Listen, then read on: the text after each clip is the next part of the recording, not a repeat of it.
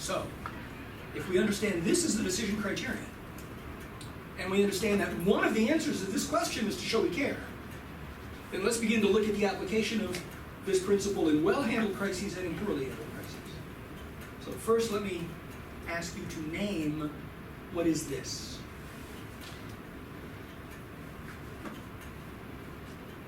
I don't know, it feels like the Gulf, like in Mexico. That is, in fact, the Gulf of Mexico around this thing, but that is not the Gulf of Mexico. This is the Gulf of Mexico. Yeah, I mean, when all the oil wars. Yeah. This is, in fact, an oil rig. Do you remember whose oil rig it was? Shell? Nope. BP. Yeah, Shell had the thing up in the Arctic that didn't work. But this is the Gulf of Mexico, and we're going to see that the Gulf of Mexico and the Arctic are not the same thing, even though BP was confused about it. More about that in a minute. This is, in fact, the Deepwater Horizon oil rig operated by BP. And the photograph we're looking at is a photograph taken on the 20th of April of 2010. So, a little bit of background. BP is a company that used to be called British Petroleum. Two things about their name became troublesome. The first was the word British, because it did business all over the world, including parts of the world where the word British wasn't necessarily as appealing as it ought to be. And the second was the word petroleum, because petroleum is dirty and nasty, and however necessary it might be, it has the potential to be really messy and does a lot of bad stuff to the air and to the water. So BP had gone through a process where it actually was known as one of the most responsible corporate citizens in the world. The first thing they did was change their name from British Petroleum to BP. They then changed their slogan to Beyond Petroleum. Yeah, we have that ugly stuff, but we're so much more. They changed their logo to be this beautiful green and yellow sunflower. And then, I am not making this up, for those who are not in the United States at the time, for the 2 years before this explosion, they had commercials on television with people scuba diving and underwater playing with dolphins. Kara, you remember this? They were playing with dolphins underwater, and the voiceover was of a young woman saying, "I'm a marine biologist, and I live to swim with the dolphins and with the other wildlife here in the Gulf of Mexico. That's why I work for BP, because it's committed to preserving this precious ecosystem." So BP is out in the United States, marketing itself as an environmentally responsible company and using the Gulf of Mexico as the proof of its commitment to protecting the environment. And then on the 20th of April, the Deepwater Horizon oil rig blows up, and 11 employees are killed, and dozens of employees are injured. And then there begins not a spill, and not a leak, but a gush. So let's differentiate. This cup of coffee has a finite amount of coffee in it. Beer or whiskey. It could be beer or whiskey. Regrettably, I have neither with me today. But if we were to poke a hole in the bottom of this cup, there would be a leak where the potential exists for the entirety of the contents of this cup to come out of the cup and to mess up whatever it's in. The leak is of a finite amount of stuff inside some vessel. A spill would be when I tip this over by mistake and the finite stuff in here comes out. Neither of those was happening in the Gulf of Mexico. Rather, there was a plug that pulled out of the bottom of the ocean, and lots of ugly stuff just kept gushing out of the bottom of the ocean. There was an infinite amount of crude oil under the ground at the bottom of the ocean. By the way, 5 miles underwater, under a lot of pressure. And when the explosion happened, it tore a hole in the bottom of the ocean where they had been digging and putting some structures, and as a result, this uncontrolled gush. And over 97 days, 5.5 million barrels of oil came out. That's the equivalent of 97 Exxon Valdez spills. That's a lot of oil. So, what would reasonable people appropriately expect a responsible petroleum extraction company to do when their rig has blown up, when 11 people have been killed and dozens have been injured, and now there is this uncontrolled gush at the bottom of the ocean 5 miles under their rig. We can inventory those expectations. What expectations would you have? More than one. First, like clean it. Clean up whatever's come out. Yeah, pay for people who died, for the families. Take care of the people who died and their families. Pay for Manila, for Mexico, whoever controls this water. It was the United States. It's called the Gulf of Mexico, but we have it. It's ours. It's 48 miles off the coast of Louisiana in American water. What else? We have territorial ambitions over many parts of the world. What other maybe expectations? State of plan. So if it's still happening, and It's still we're happening. leaking, We have a plan to we don't know contain how it. it's ending, but we know Right. that this is what we're going to do, and this is what we're going to do. Here are the things we're going to do. Give it time. Yeah, did you say that? Give a timeline. Yeah. Yeah, When- the when plan. you- and Here's what we're going to do how- first, and here's what we're going to do second. Also explain why it happened. And To the degree you know. Like, right, like. When you why- know. Exactly. Okay. Why it happened. What else? Show they care. What does it mean to show you care? I would argue that Is what it there- means to show you perhaps care is happening to... in another part of the world? I'm sorry? Is it happening in another part of the world? I'm sorry? In another part of the world, in another area of the world, it could happen. So because this happened here, it could happen somewhere else. Yeah. By the way, BP had lots of these in the Could Gulf of happen, Mexico. yeah. It could happen in any one of Is there those a as risk? well. Is there a risk So tomorrow? one of the things that you would appropriately expect a responsible petroleum company to do, if one of their rigs blows up, is to suspend operation on all the other rigs to make sure that they're okay. Mhm. That would be a reasonable expectation. Yeah, absolutely, says Dom. There is an expectation that they know how to prevent the oil from coming out, and that they know how to clean up whatever oil comes out. That expectation is actually set by U.S. law. Because under U.S. law, they are not permitted to begin drilling until they've demonstrated the capacity to prevent, and if it should happen, to contain the environmental damage. BP was run at the time by a career BP petroleum engineer named Tony Hayward. He was based in London. And he was a very authoritarian CEO. You do it my way. You do it my way. And when this happened, he said, I'm in charge. And then he went to Venice, Louisiana, where this happened. He's based in London. What do you know about the difference between London and Venice, Louisiana? I've never been to Louisiana, but I'm not sure that the people in Louisiana would welcome him. You're not sure that they would welcome him. Does that figure into your thinking? Should he go to Louisiana even if people wouldn't welcome him? I think he could go. I mean, He could go. It's a good thing. It's like I'm here. to help. I'm here, I'm in charge. Right? What else? Yeah, it's important to him to show that he cares. To show he cares means he better show up. Yes. Okay. But I have a plan for once he's there. Do you have a and not plan for just once he's there? Do you have a plan for once he's there? Or do you have a plan for while he's en route? Right. Those are two different things. Well, yeah, we'll plan before he gets there as to his purpose there. If he's just going to be walking around. Right? So, sir, did you Looking at fly here things. from Senegal? No, I will not. You were already here. Yeah. Have you flown No, here even from if I was in Senegal, before you I flown fly, I here? will know what are the measures that are taken for people Right. who are But affected.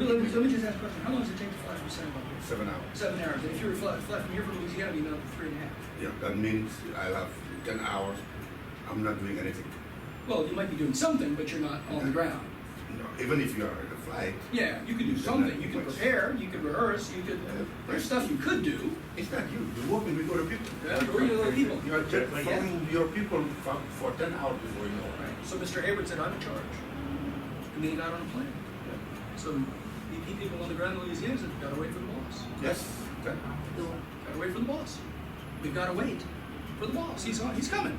He's coming. So the U.S. Coast Guard was talking. They lose an hour. They're losing 10 hours. They're losing a whole day. So the U.S. Coast Guard was talking. U.S. Coast Guard was talking. The governor of Louisiana was talking.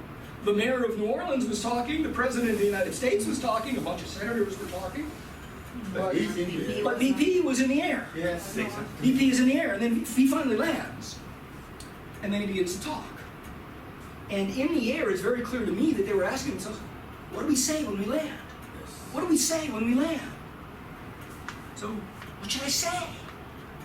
And somebody says, why don't you say this? Yeah, I'll say that. And why don't you say this? Yeah, I'll say that. So here's the first thing Tony Hayward says when he lands. First thing he says is, look, the Gulf of Mexico is a very big ocean. And however much of this oil and other stuff is coming out, it's tiny in relation to how big the Gulf of Mexico is. You're cringing. Yeah. But he said that. Let's believe it. You can believe it. He actually said it. You can believe it. You can believe it. He actually said it. This is what happens when you begin. What do we say? Tell him it's a big ocean. Yeah, I'll tell him it's a big ocean.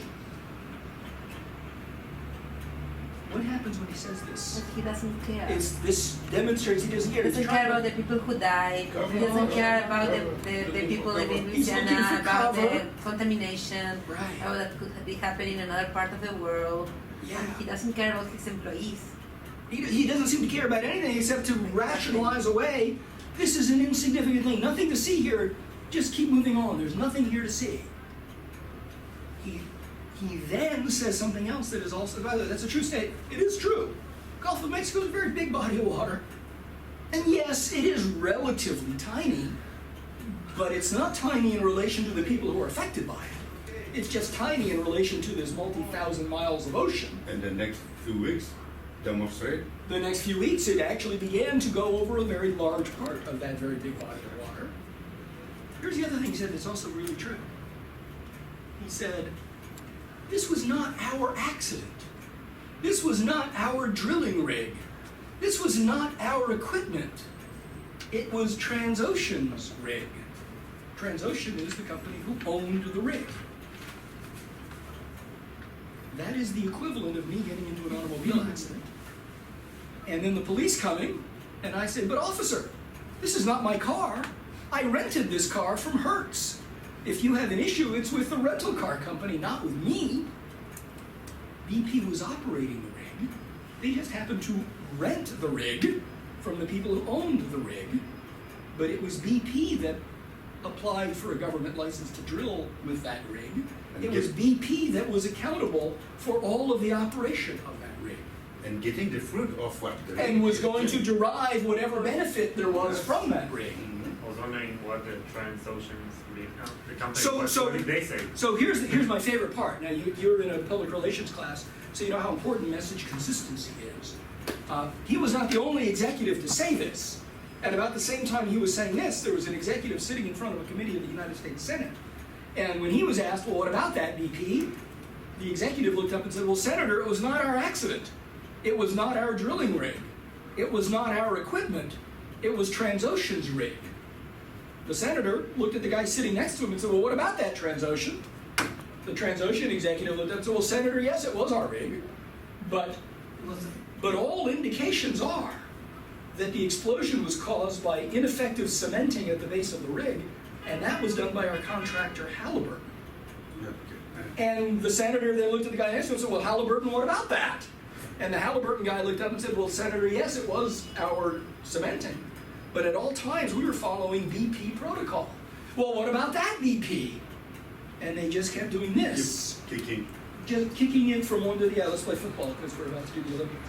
So, yeah, they were kicking it rather than holding themselves accountable for it.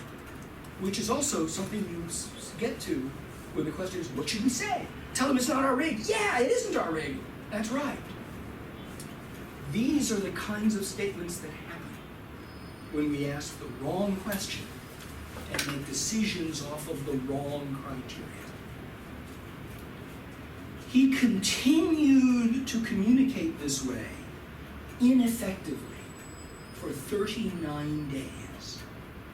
And on the 39th day, he held a meeting with employees. By the way, the employees, I've now taught this case for 6 years, and I've taught it around the world, and I've met employees of BP, some in the United States, some in Latin America, who were furious at Hayward for causing them so much heartbreak. Their families, their friends, their college classmates would call them and say, what's wrong with you people? Why can't you get this right? On the 39th day, he held a meeting with his team in Louisiana. And Dom, I noticed that you have a little rectangular thing on top. What is that little rectangular thing? No, that's not. That is your phone. Yes. Does anyone else have one of those little rectangular things? You have one, it's purple. Yeah, you have one. What do you call that? The world. I You call it the world. Yeah. What is that really called? It's a phone. Telephone. It's a telephone. You call it a telephone. Isn't that a quaint 20th century word? It's actually a 19th century word. That is actually a highly sophisticated recording and transmission device. And so what happened is an employee went to this meeting carrying one of those. And as happens in meetings, as Kara has just demonstrated, employees come and they put that thing on the table. I have one on my table right here. But he turned on the record button. And he put his phone on the table. And Tony Hayward talked. And in the course of his talking, he was expressing frustration at how much criticism he and BP had been getting for the last month. And then he closed the meeting by asking this question. He asked, what the hell did we do to deserve this? And the employee was offended. And within an hour, that video was on YouTube. And then it was everywhere. It was on CNN as a continuous loop. It was on the BBC. It was on all the blogs. It was in all the newspapers. And suddenly it was Tony Hayward thinks he's the victim here. So he turned to his PR people and he said, I'm going to fix this. I'm going to fix this. Get the news media, get the television cameras, assemble them downstairs. I'm going to fix this. I'm going to fix this in two ways. First, I'm going to apologize on day 39. I'm going to apologize, and I'm going to remind everybody that our interests are completely aligned. Go get the television cameras. Get them out there. So here he is. It's actually the next day on day 40 in front of the news cameras, apologising people that their interests are completely aligned. We're sorry, actually. We're sorry for the massive disruption it's caused to their lives. And, there's no one who wants this thing over more than I do. I'd like my life back. I'd like my life back was an unfortunate choice of words. But the people will not get their 11 people will never get their life back. Just remove him from Just remove him stop from... talking. Stop talking. Find another one. Actually, if he just stopped talking after, there's no one wants us over more than I do, he would have been okay. But he said, I'd like my life back. Get a psychologist. He needs a psychologist, you say. Okay. There were hundreds and thousands of people on the shores of the Gulf of Mexico who were no longer able to work because all of the fish in the Gulf were contaminated. All of the shrimp in the Gulf were contaminated. And this guy wants his life back? This began the downward spiral. 5 weeks later, he was no longer CEO of BP. Now, he was not fired. He was reassigned to run a joint venture between BP and a Russian oil company based on the Pacific coast of Russia. So Tony Hayward was sent to Siberia, and he chose not to go, and he quit. What happened to BP? Let's go back to the measures of competitive advantage. From the day before the explosion to the day Tony Hayward left as CEO, the stock fell 50%. It lost $105 billion of value and has never recovered until today. And the market since 2010 has gone up 40%, but BP has stayed flat. It has now spent $85 billion in fines, in penalties, in settlements, and in cleanup costs. And that's before you factor in the lawyers' fees, before you factor in the millions of dollars of advertising it's doing, and it is now doing advertising. It's now doing advertising of people saying, we're BP, we care, and nobody believes them. And they were just caught an advertisement of a woman saying, I'm from Alabama, and I know these beaches are precious to me, and that's why BP is so committed to cleaning them up. Turns out she wasn't from Alabama and she didn't work for BP. And so BP is now spending millions of dollars on advertising to try to say they care, and they really don't.